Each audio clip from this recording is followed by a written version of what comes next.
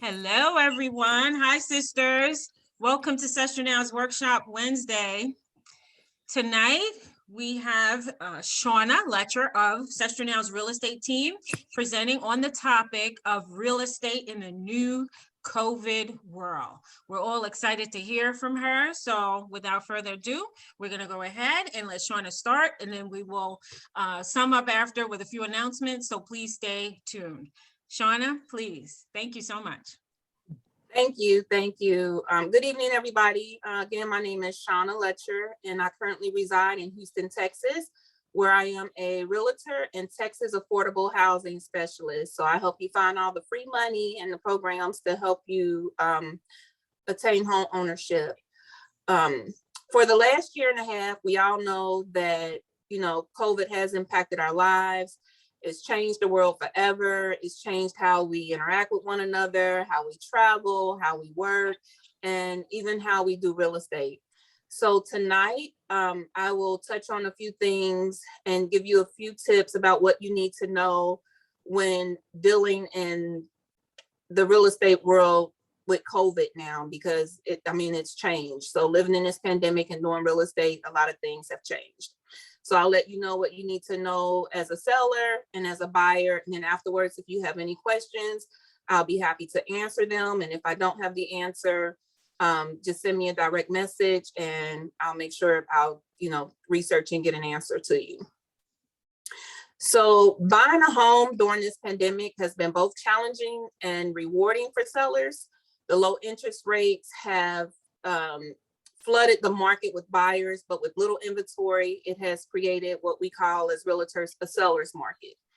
So sellers have been able to get above listing price for their homes with limited housing inventory and record low mortgage refinancing rates. It's a booming housing market for sellers right now. So if you're selling a home in 2021, I'm going to give you a few things that you might want to know. The first thing as a seller, when you put your home up for sale, you'll have a realtor, if you're working with an agent, come in, look over the home, and they'll say, well, hey, you might want to fix this or fix that, to get more value for the home. Well, right now, because of the market that we're in, you may not have to make pre-sale improvements. So, sometimes you make the small home improvements. Maybe it's like replacing an appliance, replacing the carpet, updating fixtures, or giving the walls a fresh coat of paint. Well, in this competitive market, homeowners can pretty much sell as is. So, buying a used car, when you buy it as is, it's you get what you're going to get, which means that potential buyers agree to buy the home in its current condition. So they can't come back and ask you to do repairs, replace the roof, or anything like that if they decide that they want to purchase the home as is. So for a seller, it allows you to be able to save money. So you can save that money and do other things with it if you don't have to do the small repairs. Your home can just immediately go on the market, which is a win for a seller. Also, in this market, as a seller, right now the housing market is being fueled by two main factors. The first one is low inventory, and the second one, low interest rates. So according to the National Association of Realtors, properties are being listed and they're being sold within like 18 days, which is for the real estate market, that's really fast. So it's basically you put your house on the market, you have an open house, and you'll probably have like 30 or 40 offers. So if you're looking to sell your home right now, and just make sure that because it's going to sell so quickly, you have somewhere else lined up to go, whether it's going to be renting or if you're looking to buy another home. You want to have that lined up before your house hits the market, because it's not going to last long. Because I've actually seen sellers put their home on the market and it sells and they have nowhere to go. So you don't, as a seller, want to end up in that situation, because in this pandemic world that we're living in right now, it does happen. And you don't want to be in a situation like that.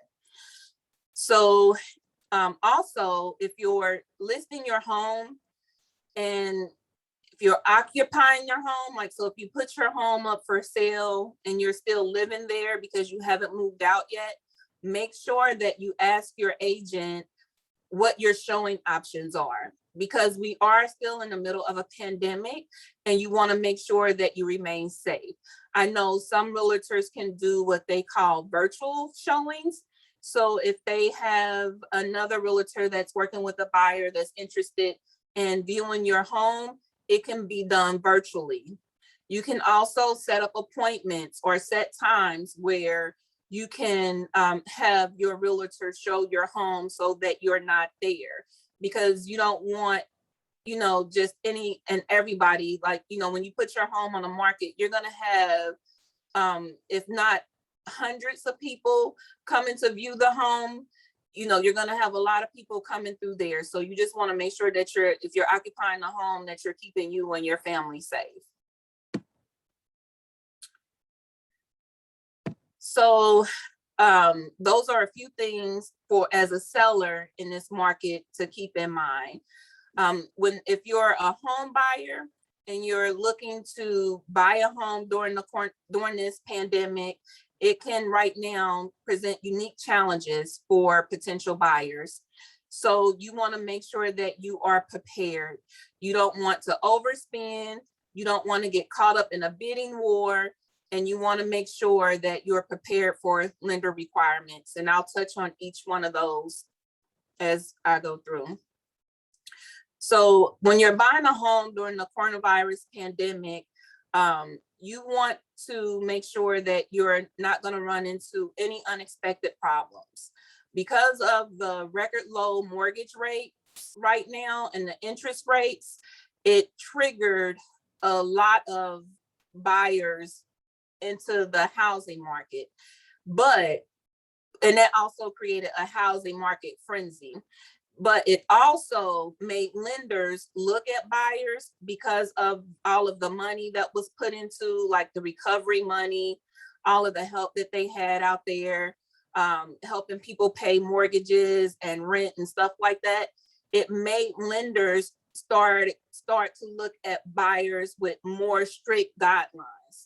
So they want to make sure that you're going to be able to keep up your payments because of the interest rates are so low and the home prices are higher. But it's going to be a shift with that by the end of 2021. And I'll touch a little more on that as well. So these different events, the low interest rates, the market frenzy, it changed how buyers must now approach the housing market. So the three potential mistakes that you want to avoid is overspending. Rates are low, so you can get a lot more house for your money in today's market. However, it is better to just say no. Low mortgage rates may result in considerable savings, but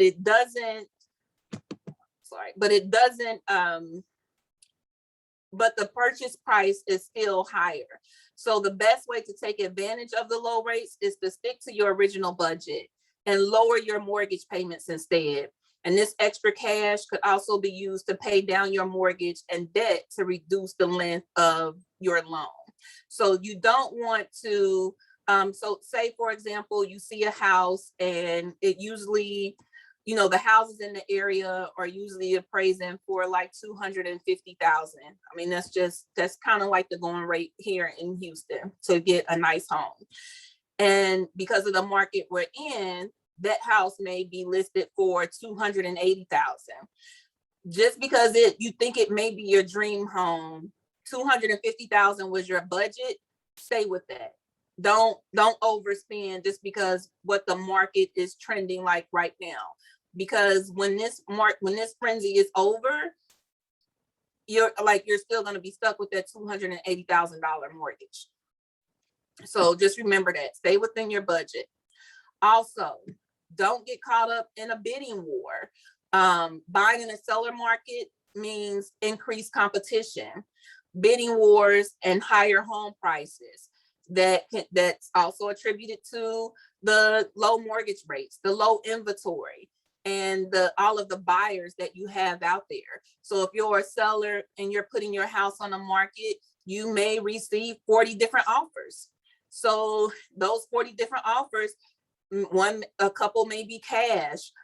Some person may be willing to skip the appraisal process and buy as is. So you don't want to get caught in a bidding war to where you end up paying more for the house than what it's actually worth. Because if you're using conventional lending, or if you're using like a FHA loan or a VA loan, and you put in an offer for $280,000 for this $250,000 house, when it appraises, it's only going to appraise at $250,000. So guess who have to cover the extra $30,000? You do. So don't get caught up in that, because your lender is only going to pay what the house is going to appraise for. So you don't want to get caught up in that.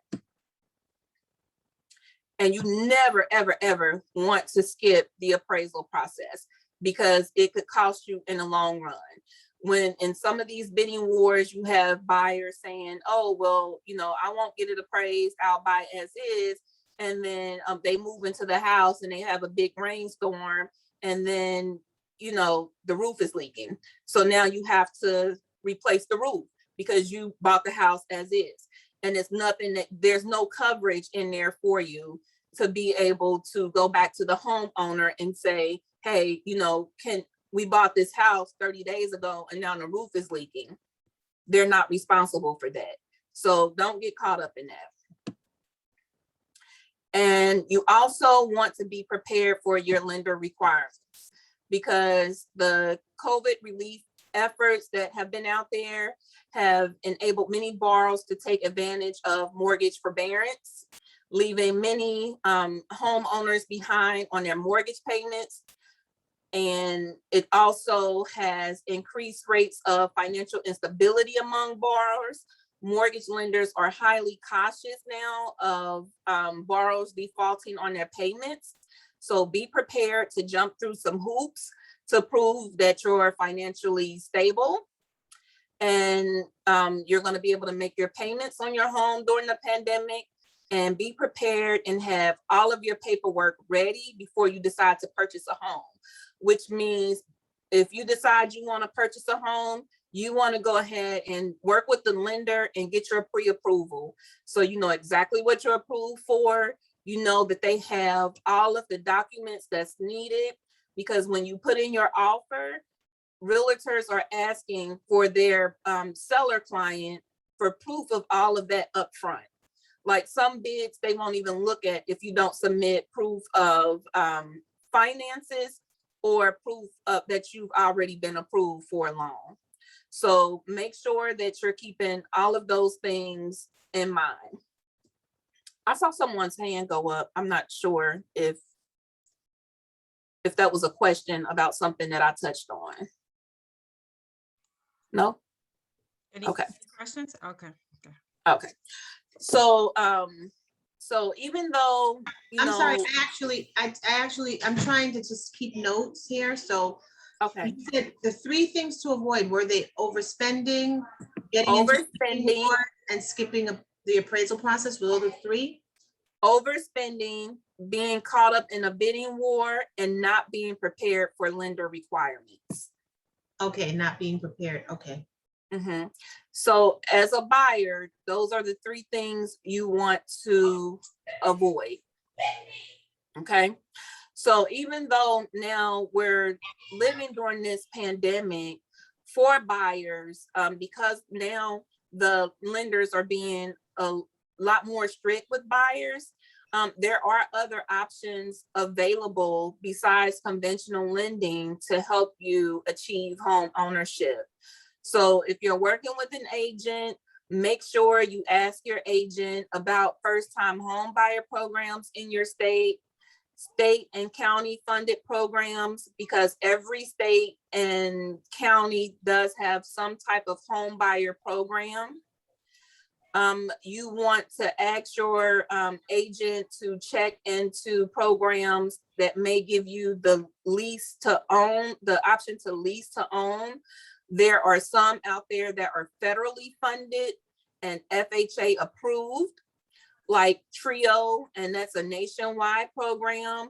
So you want to, if you want to check into those programs as well as a buyer, you want to make sure, even from the buyer side, that you're staying safe when you're looking for properties. If there's a property that you want to see, ask your agent to contact the seller's agent to see if a virtual showing is an option.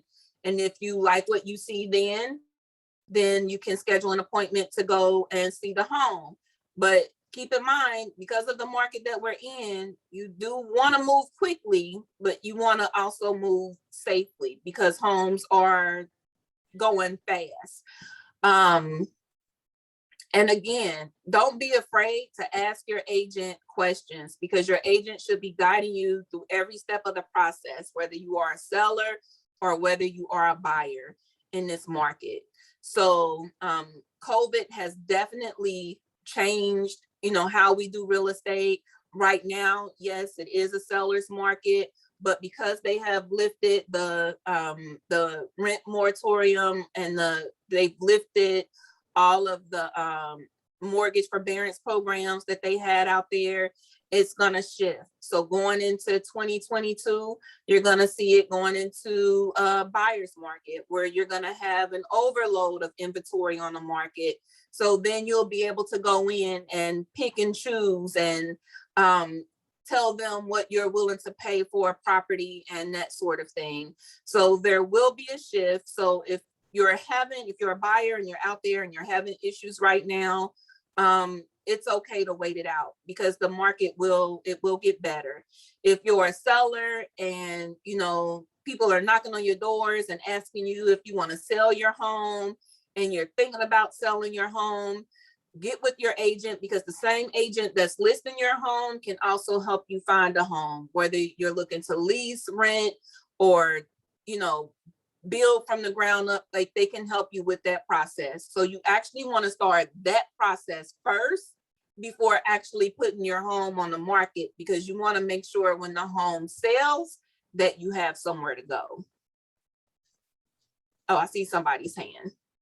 You have a question? Yes, I do. It's Tika Ann. Okay, so you say it's going to go back to a buyer's market. Now, I know that since COVID, of course, because it's a seller's market, the housing values have skyrocketed, right? So when it goes back to the buyer's market, you foresee the value of the homes decreasing? What do you think is going to happen? The value of the value, that is possible that will happen, because what happens is there's so much inventory that's going to be out there.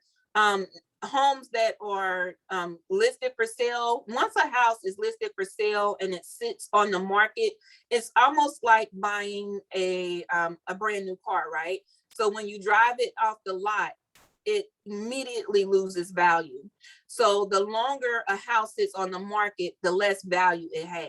So if you have a house that's been on the market for 30 days, 60 days, buyers are going to be like, okay, well, what's wrong with it? Why hasn't it sold? Why has it been sitting here so long? So then they're going to have to drop the price. And you can kind of see that now, like if you look at like Zillow or what's the other one, HAR, you can kind of see where they're starting to, homes that have been on the market for like 20 days, the price will start to drop. It'll be in small increments, and the longer the house sits, the more the price will drop of the home. Got it. Thank you. So I'm going to piggyback off of Tika Ann's question. I have other questions. I was saving mine till the end. But, okay.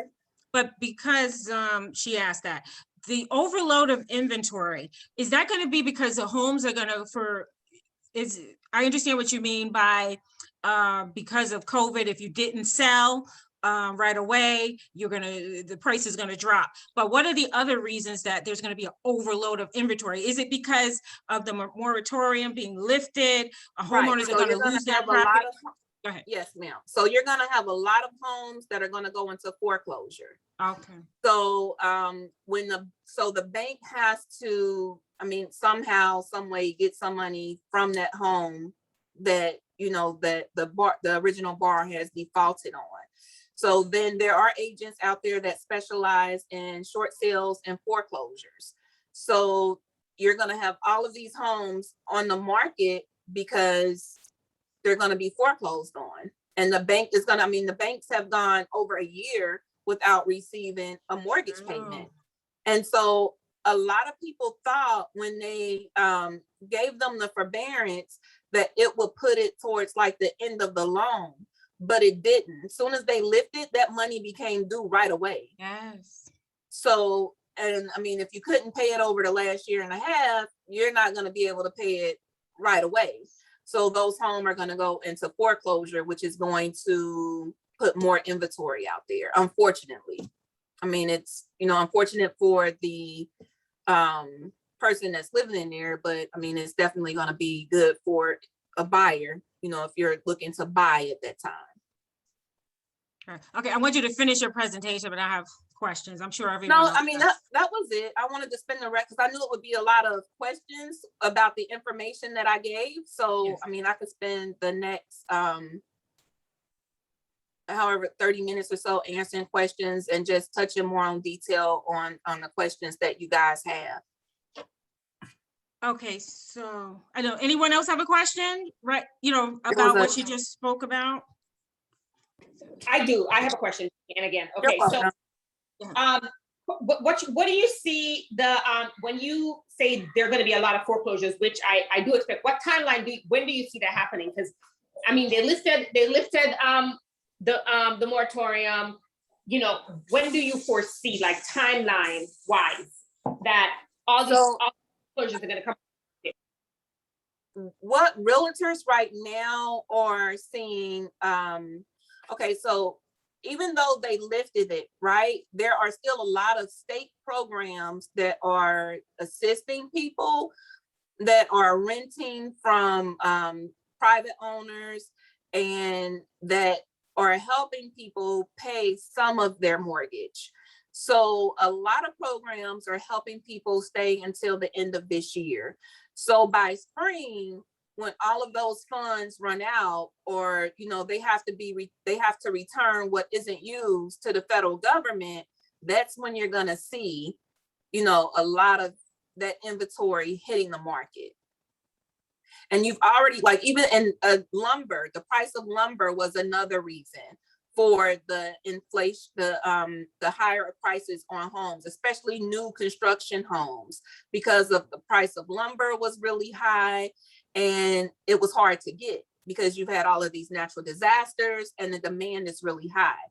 But now, like even Home Depot reported that the price of lumber that they have is starting to go down.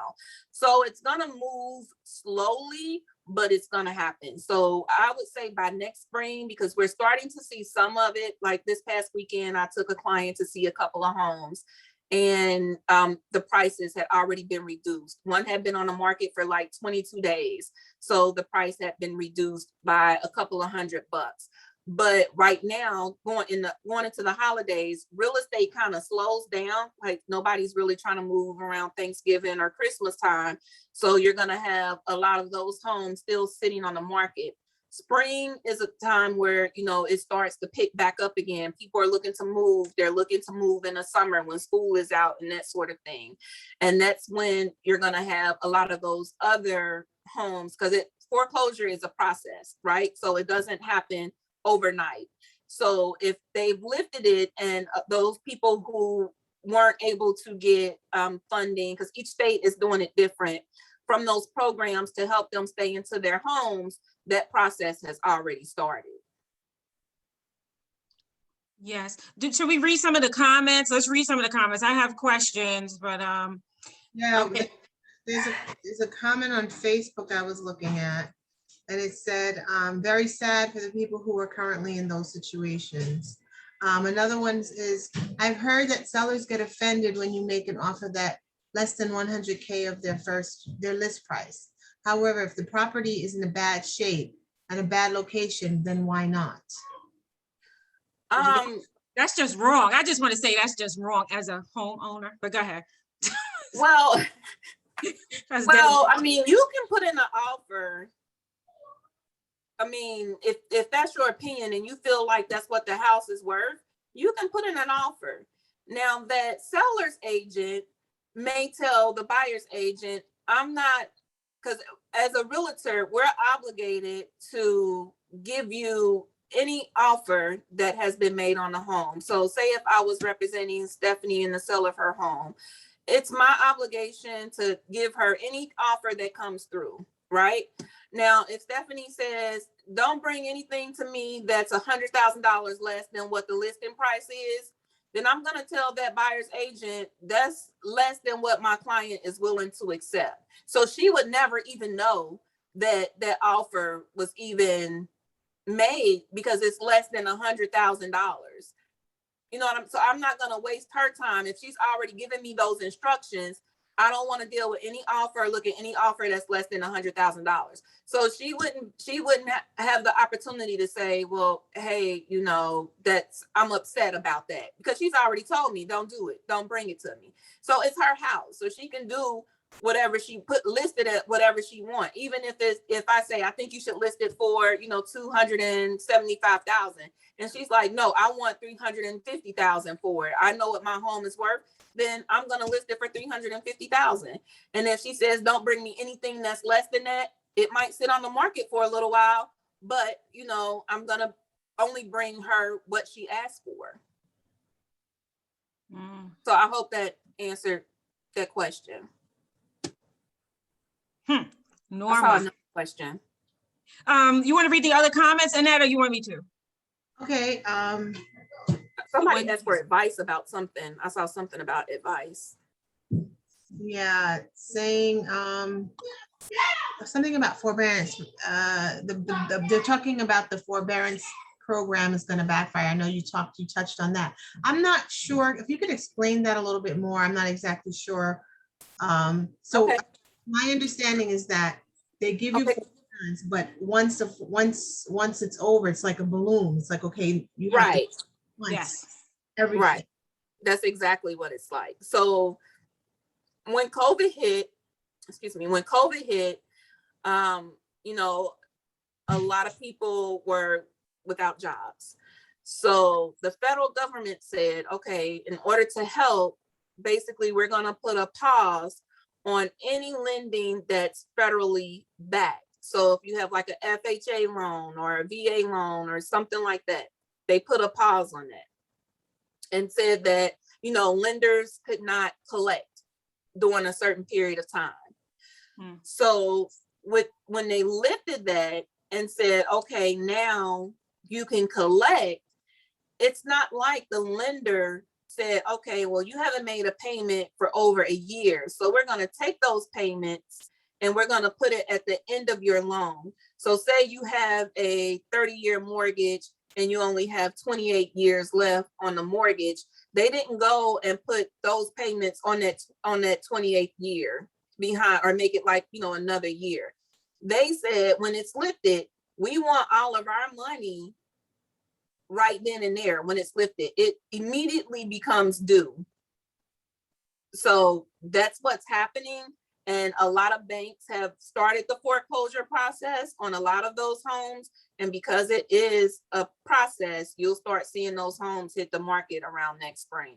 I just want to add to that because it's kind of like what happened to me early on, right? Last year, you're looking at it as a way, even if you have the money, which I did, right?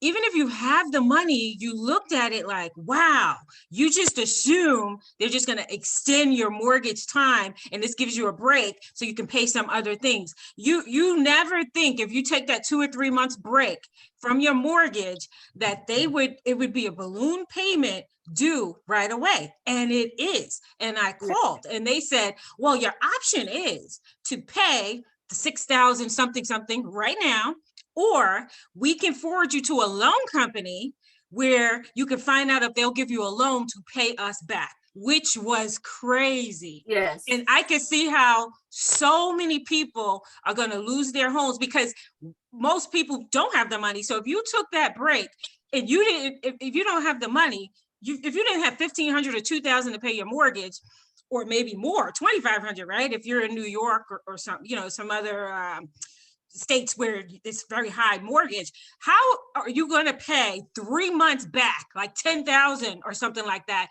one shot? You don't have the money. So I can definitely see how it's going to be a problem in the next 6 months for people. And that loan company that they were going to refer you to, the interest rate is not going to be, it's going to be high.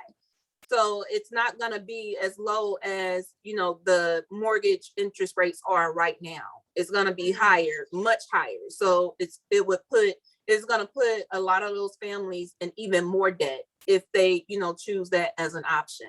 So I think my personal opinion is that definitely if it was not explained to those borrowers at that time that, hey, this is something that's going to be due right away as soon as they lift it, it's going to be a big balloon payment. We're not going to put it back. Now, these are for federally backed loans. Conventional lending may have handled it a little bit different. They may have extended the life of the loan or put the payments behind. They operate a little bit different, and I can give another class on the different types of financing, so you can understand the difference between conventional and federally backed loan programs, because there is a difference. But the ones that were federally backed are the ones that you're going to see on the market by next spring. For those who didn't catch up on their payments, unfortunately. It's bittersweet. Yes. And I saw a question about the moratorium. That's different. The moratorium was basically for, say I owned a home and I had a tenant in my home, or, I owned an apartment building or something like that. That's what that was for. So a lot of these homeowners who have like these homes for investment properties and they're renting them, who have not received payments in over a year, that's what that's for. So now they can go and they can file evictions, because with the moratorium, they couldn't file evictions for tenants who have been living in their properties who hadn't paid their rent. Now, there was money given to every state, and each state chose to use the money however they saw fit. In the state of Texas, they came up with, in Houston, they came up with several different rental programs for renters and, property owners. So basically, all you had to do was apply, submit your documentation, and they would pay your rent up. Even if you have, because I have a homeowner now that I'll be working with soon to put her property back on the market, who has a tenant living in her home who hasn't paid rent. So now she's able to file eviction. But if she gets the money from the rent program, even though she's living month to month, she doesn't have like a lease right now, and the landlord decides to accept the money, she can't evict her. So she would have to wait till those funds run out to put her property back on the market. But the whole time, she still had to pay her mortgage. So you have these homeowners with tenants living in their homes who haven't been able to pay their rent, but they're still responsible for the mortgages. So she's been paying two mortgages, one for her investment property and one for the property that she's living in now. So, you have the other side of the real estate market when you're dealing with these investor properties with these homeowners who haven't been able to collect any money on their properties, but their mortgages are still due. So that's another side of it.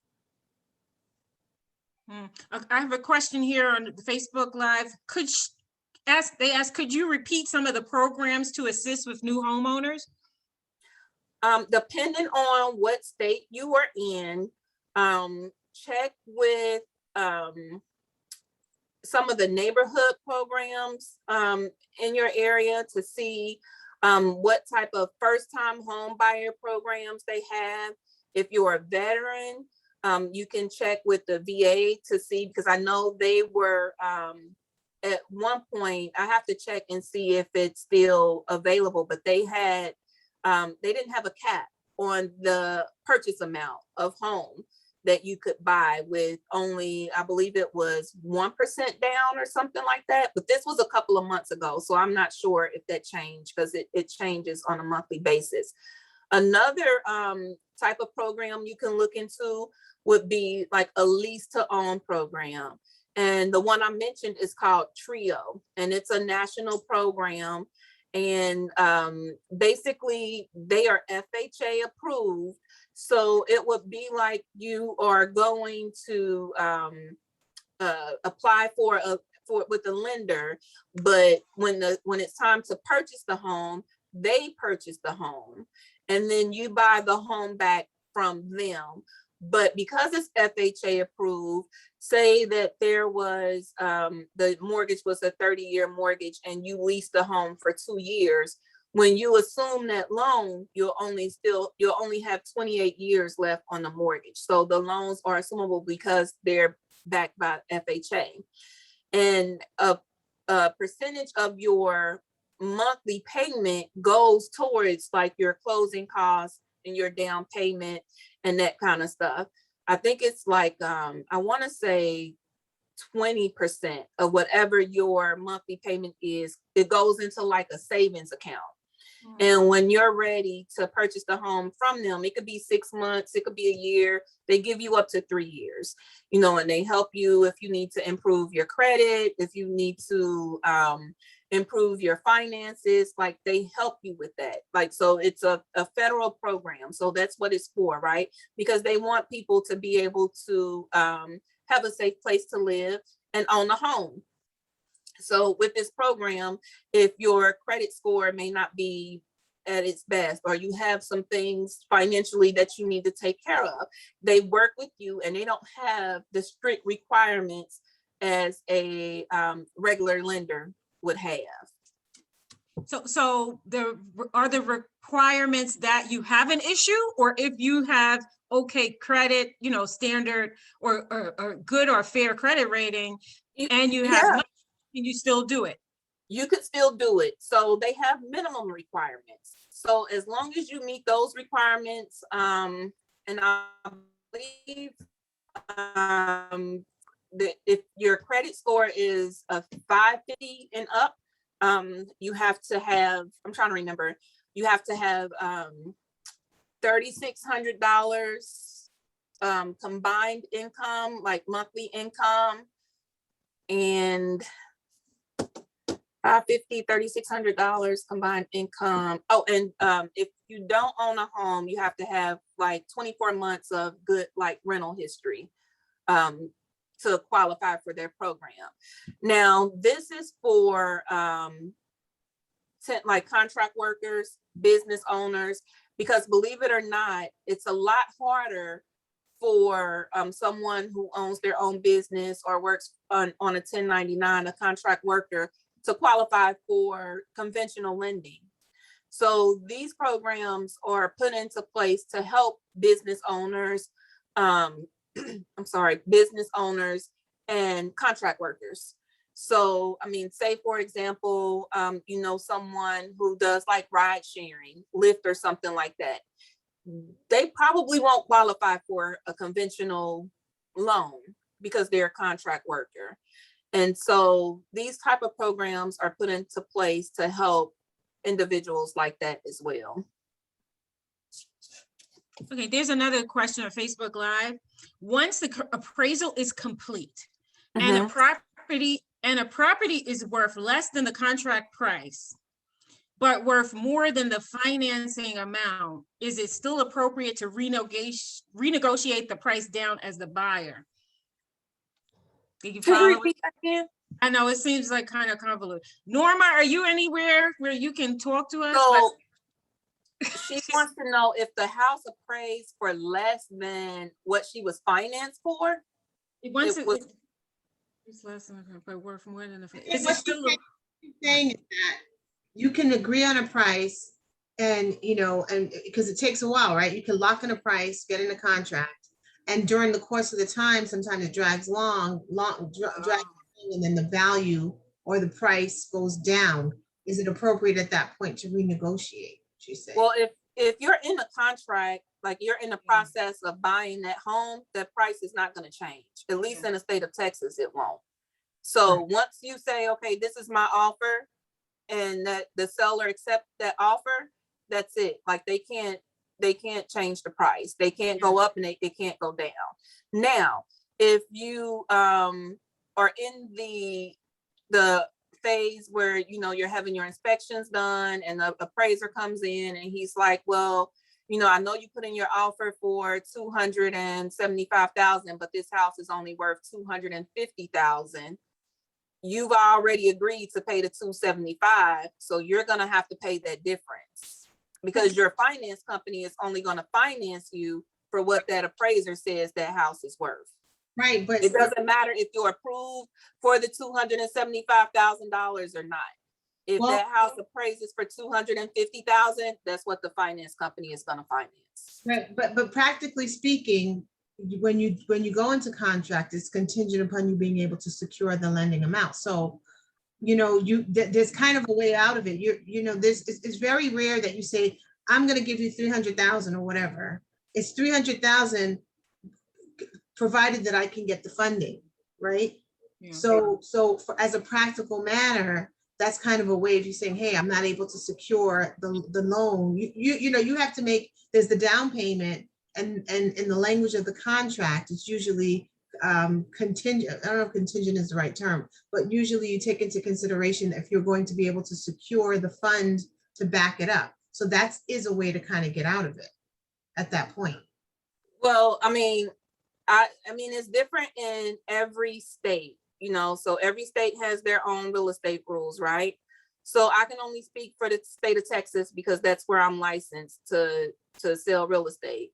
So in the state of Texas, if I go in and I say, you know, hey, I'm gonna, you know, offer you $300,000 for this house, and it appraises for 250, or I can only secure $250,000, I can't back out of that contract. If my offer is accepted, I have to come up with that other $50,000 or I'm in breach of that contract.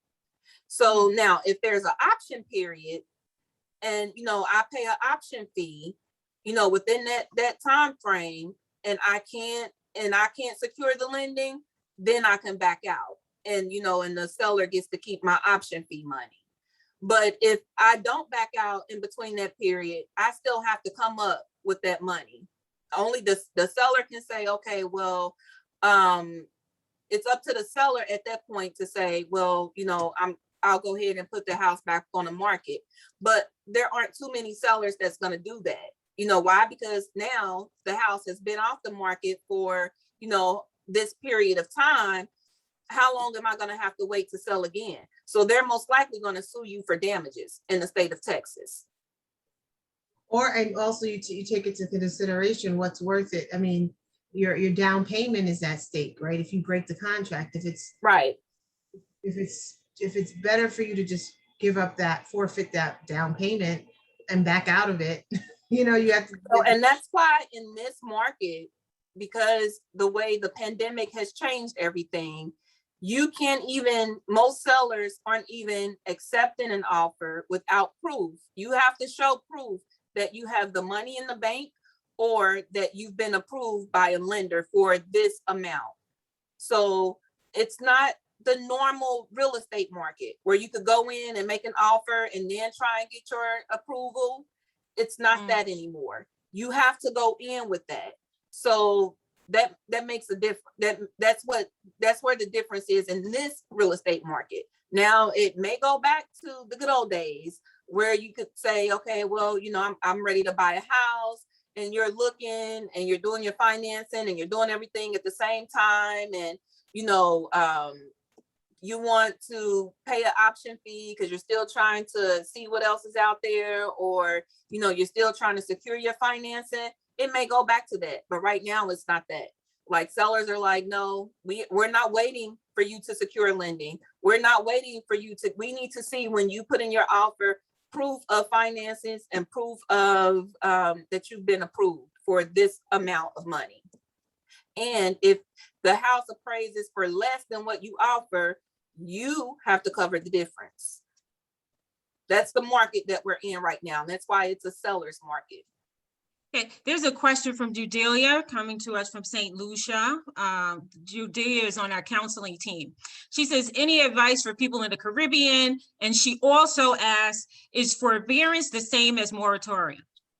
So it's a two-part question. Any advice for people in the Caribbean, and is forbearance the same as moratorium? I'll let you answer.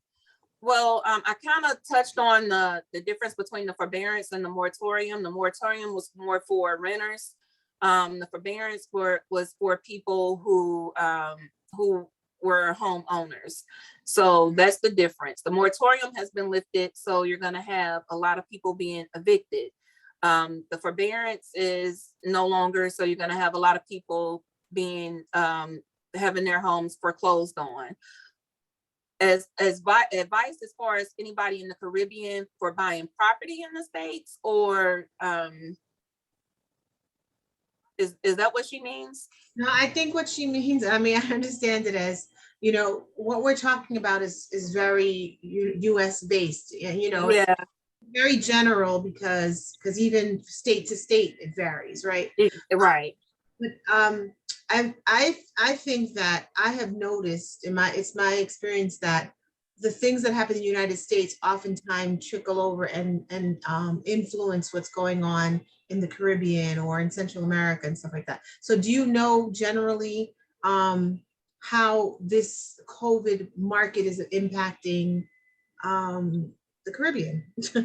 I don't know how it's impacting the Caribbean now, but I used to have property in Belize. And I know that a lot of times, like you said, when things are going on in the US, it does affect things in the Caribbean, but in a good way, because then you have more people in the US looking at places where they can get a lot more for their money, which is one of the reasons why I purchased property in Belize, because it was a lot cheaper than at the time than having property in the US. So you may have a lot of people from the US looking to buy in the Caribbean now, you know, wanting property over there, which may be good for, you know, for them.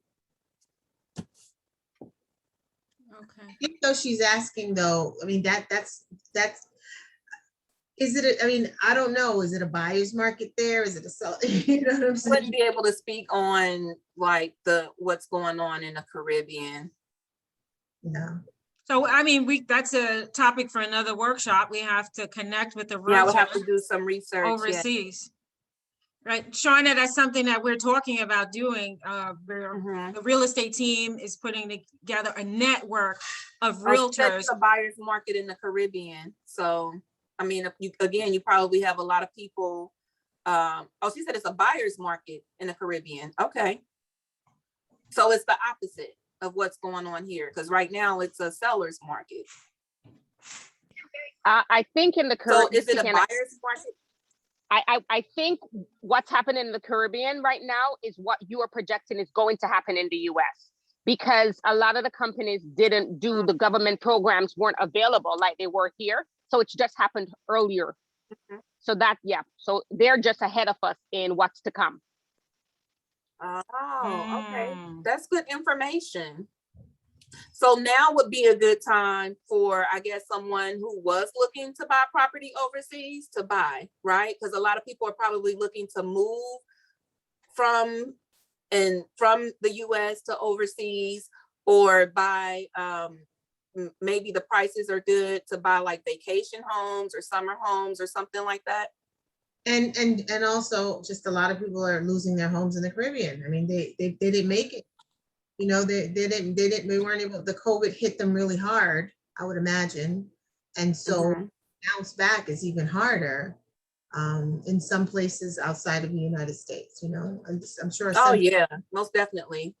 Without all the funding, because we received a lot of federal funding in the US.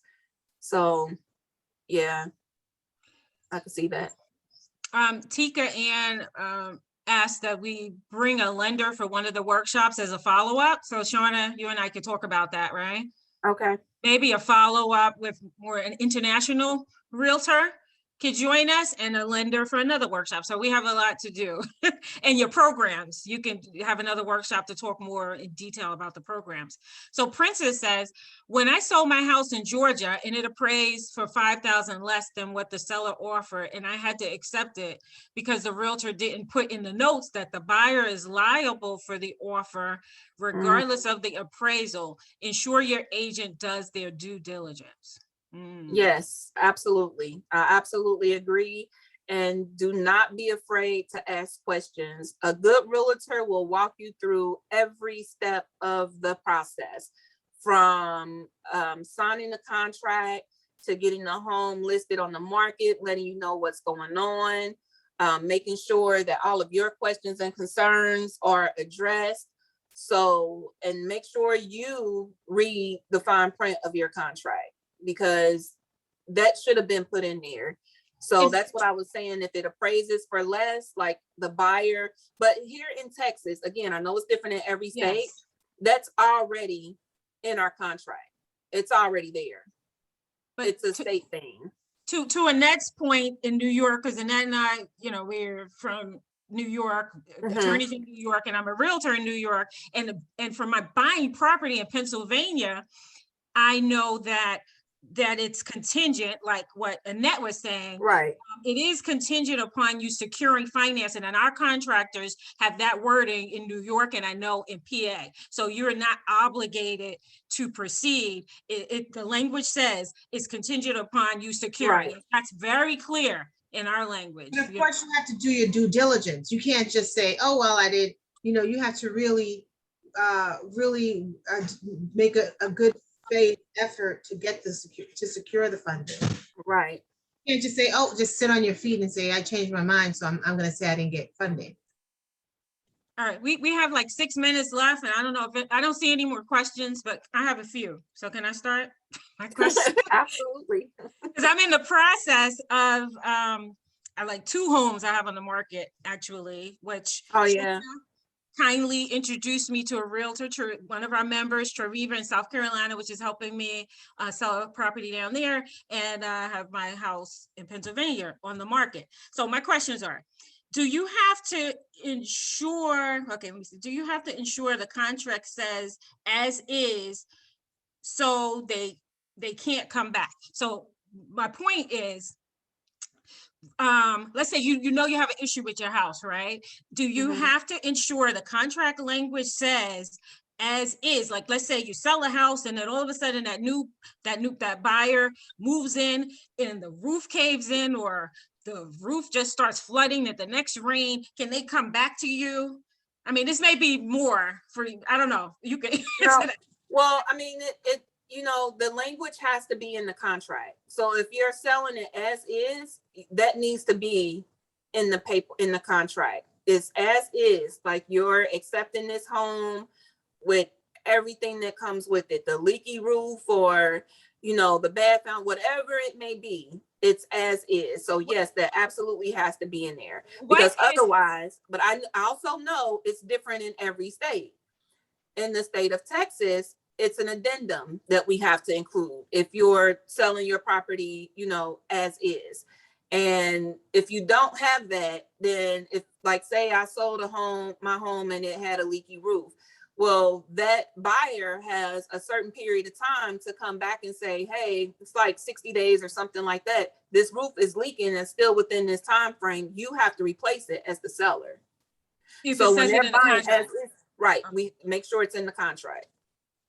Okay, all right, okay. Another question. Should you negotiate to stay? Because we were talking about, like, if you need to secure living arrangements so that if you're looking to sell, so that you have some place to live, because the property can go quick. Should you negotiate, or can you negotiate to stay in your house 30 to 60 days after the closing? Well, have you heard that? Yes, you can. That is, so when you're working with your agent, that's something that when a person is putting in an offer, you want them to know up front. So, hey, the seller, it wants to lease back is what we call it, because then you're gonna have to pay them rent, whoever buys it, because you never know what your buyer situation may be. They may be selling their home and your home might be the home they're looking to move into. So, if that's the case, they probably wouldn't put in an offer because they need somewhere to go, right then and there. And if you're looking to stay for 60 days, it probably won't be a good fit for them. Okay, another question. How do you avoid missing out on multiple offers? If the situation is such, like you said, you could get 50 offers, right? Now, that's a lot for a seller to go through. What would you recommend that how the seller chooses? Because am I correct that you only have that one choice, right? That one, you're going to pick one, and then all of the rest of those offers and all that interest that is in your home goes out the window. What do you suggest a seller look for in an offer? So first you want to look for to make sure that you're getting at least what you asked for, because you're going to have offers. Some offers may come in below your listing price. So when you're dealing with a situation like that, it's up to your agent to present you with what you want. So as a seller, my suggestion would be clear about what it is you want, whether you want a cash offer, if you're interested in accepting, conventional lending with a 20% down payment. Know what you want and what you're willing to accept and communicate that to your agent. And then it's up to your agent to go through and say, okay, well, it's something as easy as putting all the offers in an Excel spreadsheet and just kind of like filtering it out. Okay, well, this is below her listing price, so that's already out the window. We know we're not going to look at those. Okay, these are cash offers. She's interested in those cash offers. She's interested in, conventional lending with 20% down. So your agent would narrow all of that down so that you're not overloaded or overwhelmed with all the offers that's going to come in. That's part of your agent's job. So as a seller, you just be clear to your agent about exactly what it is you want, and it's up to them to give you exactly what you want. Okay, we're coming close to the end. I know 8 o'clock. Two more questions. Okay.